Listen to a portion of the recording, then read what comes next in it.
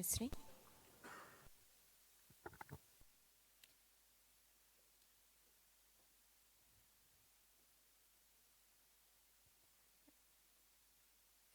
دلوقتي معانا محاضرة بعنوان Enhancing Fracture Healing in Osteoporotic Bone هيقدمها لنا دكتور بروفيسور محمد علاء عبد العزيز Orthopedic Department.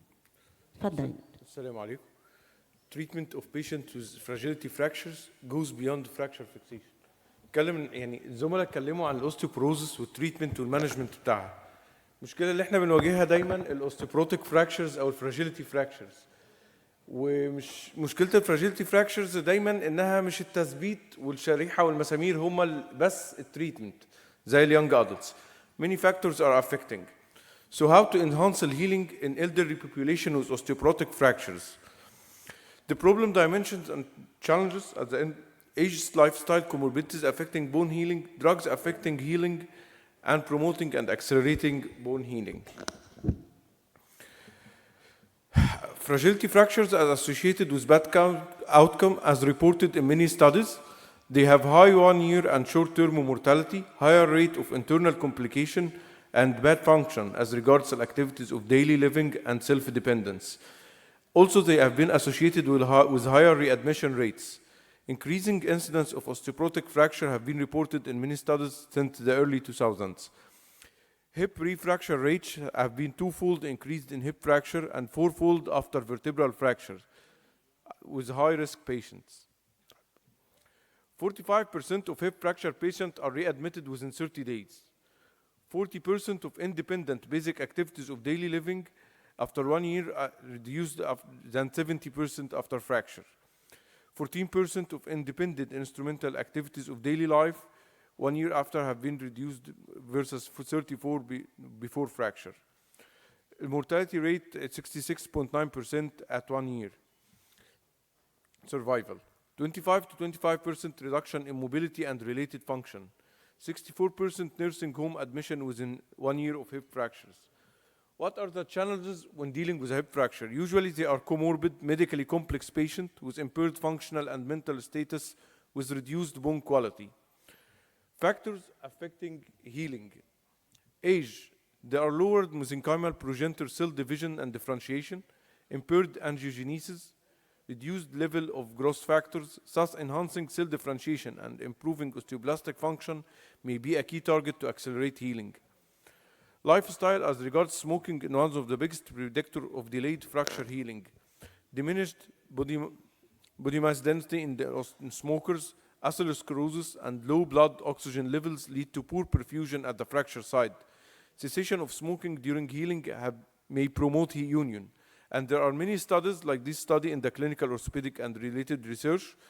They found that the median time to healing in tibial fracture in osteoporotic bone nearly the double in a smoker as compared to non-smokers. And several results have been reported in multiple other studies. Diabetes, poorly controlled and prolonged hyperglycemic period increase the reactive oxygen species, chronic inflammation, and they have deleterious effect on bone formation, increasing the number of osteoclasts and inducing osteoblast apoptosis. In fractures, delayed differentiation of mesenchymal cells to osteoblast in cases of diabetes, leading to delayed and non-union. A higher risk of complications like complicated patients like diabetes mellitus induced neuropathy, nephropathy, and vascular disease. How about this old age with osteoporosis and the fracture? Many drugs are usually used and most of them affect the fracture healing. Non-steroidals inhibit cyclooxygenase and important pro-inflammatory prostaglandins. Prostaglandins play an important role in regulating bone formation, limiting the production of signaling molecules, delay formation of new bone during fracture healing. This study in 2020 found that non-steroidal anti-inflammatory drugs used more than 72 hours in adult long bone fractures like tibia, humerus, and distal radius may be a risk factor of delayed healing compared to the risk proposed by bone nutrition, immunocompromise, and smoking. Steroids. Long-term use may lead to osteoporosis and increased risk of fracture through promoting osteoblast and osteocyte apoptosis. Limited studies examined the effect on fracture healing in humans. conflicting results are found in some animal studies. Now for bisphosphonates and the controversy on use during fractures. Most commonly used osteoporosis treatment, the principle they inhibit osteoclastic activity, important step in early repair of fracture, so this concerns affecting the healing. But the current evidence doesn't support any delay of bisphosphonates after acute fragility fracture. Efficacy is preventing secondary fracture overweights the risk of healing impairment. Safe use in most fractures except in atypical femoral fractures where it is recommended to be discontinued. Through a meta-analysis of 6 randomized controlled trials investigating alendronate, risedronate, and zoledronic acid doesn't delay indirect bone healing regardless of type of administration in relation to fracture healing. So whatever the way you use your bisphosphonates, either daily or weekly, oral or intravenous, it should be immediately started during the first hospital stay in cases of osteoporotic fractures.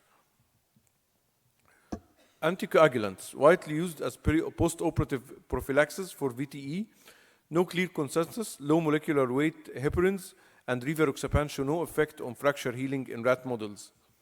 So, how to promote and accelerate bone healing in osteoporotic fractures? Many factors have been used to promote healing in osteoporotic fractures. These are things we will talk about.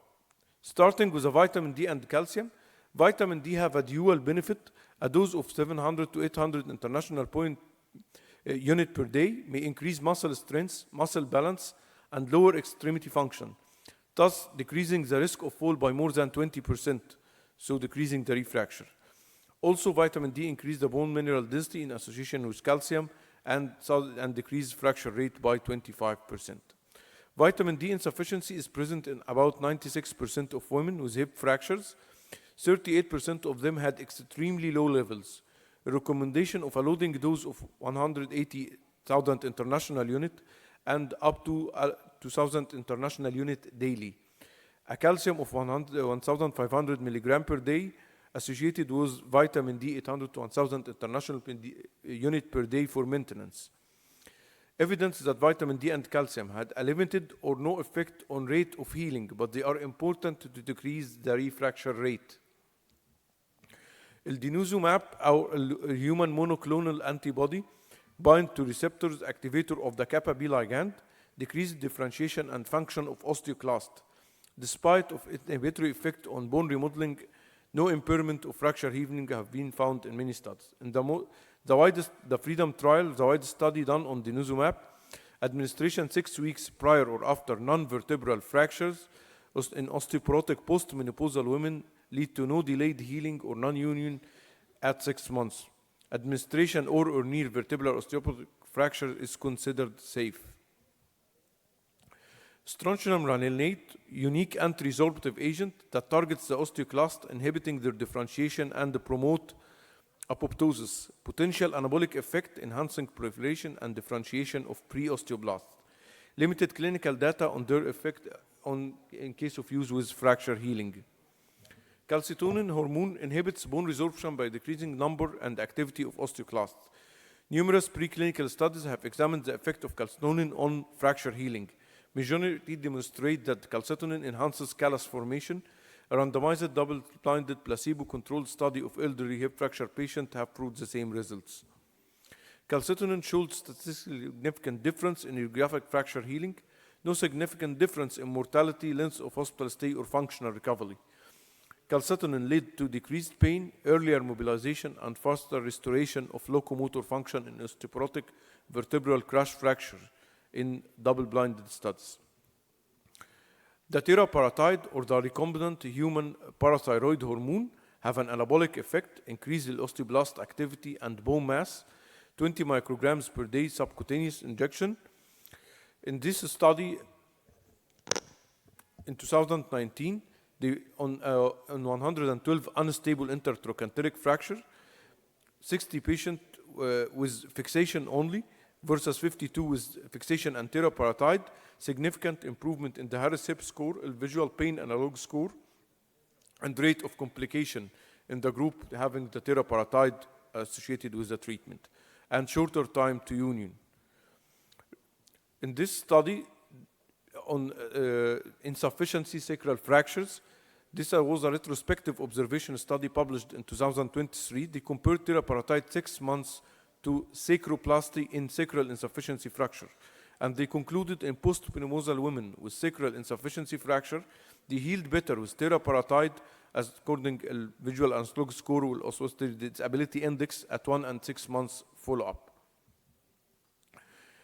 The selective estrogen receptor agonist, raloxifene, inhibiting bone resorption. Animal trials showed improvement of biomechanical properties on bone healing and lacking clinical data in humans. Other methods of promoting healing was the use of biophysical stimulation, like the low-intensity pulsed ultrasonography, which is controversial in literature, may prove some positive results in fracture healing, adjuvant to therapy for fracture healing, but in superficial fractures like the distal radius, but in deeper tissue is controversial. The low magnitude, high frequency vibration is a well-accepted approach for rehabilitation in osteoporotic fracture patient, accelerate osteoporotic fracture healing, yet mechanism of mechanosensing remain unanswered. Induced significant outgrowth of caniculi and expression of various proteins, particularly osteocytes. Osteocytes is a major cell type to sense the mechanical signals and facilitate downstream healing in osteoporotic fracture. More randomized controlled trials are needed to validate their efficacy.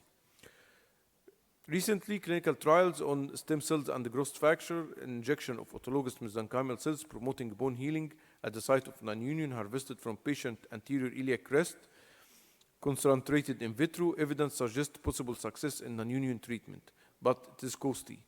Growth factors, numerous growth factors have been used, and clinical study in humans to assess their safety and efficacy are needed.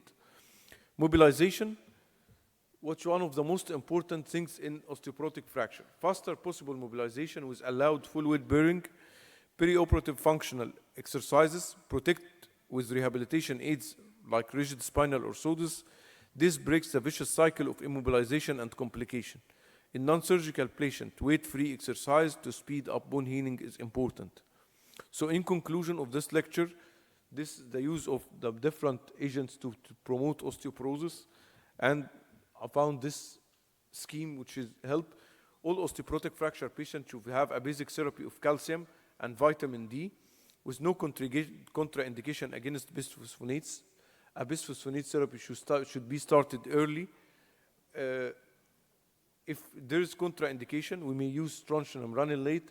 In case of the patient attains an osteoporotic vertebral fracture during therapy, we can, within 2 years, anabolic therapy like the teriparatide should be started.